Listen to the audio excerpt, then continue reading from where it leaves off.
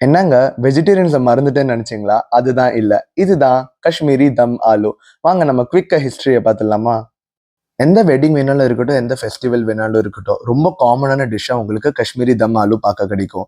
1990ல Kashmiri pundits இல்லாட்டி நம்ம ஹிந்து கம்யூனிட்டின்னு சொல்லலாம். எல்லாரும் சேர்ந்து கண்டுபிடிச்சது தான் இந்த ஒரு டிஷ் காஷ்மீரி தம் ஆலு.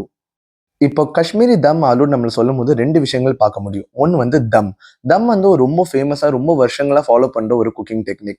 தம்னா சிம்பிள் டெர்ம்ஸ்ல நான் சொல்லணும்னா, சீல் பண்ணி குக் பண்றது. ஒரு விஷயத்த நீங்க வந்து மூடி வச்சு குக் பண்ணீங்கன்னா, ஸ்டீம் ரீட்டெயின் ஆகும், ஃப்ளேவரும் ரீட்டெயின் ஆகும்.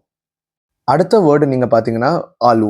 ஆலுன்னா பொட்டேட்டோ. அதுவும் நம்ம இங்க ஏன் பேபி பொட்டேட்டோஸ் தான் ஸ்பெசிஃபிக்கா யூஸ் பண்ணியிருக்கோம்னு நீங்க பார்த்தீங்கன்னா, பேபி பொட்டேட்டோஸ்ல வந்து சுகர் கன்டென்ட் ஜாஸ்தியா இருக்கிறதுனால ப்ரௌனிங்கும் நல்லா இருக்கும், கிரிஸ்பினஸும் சூப்பரா இருக்கும்.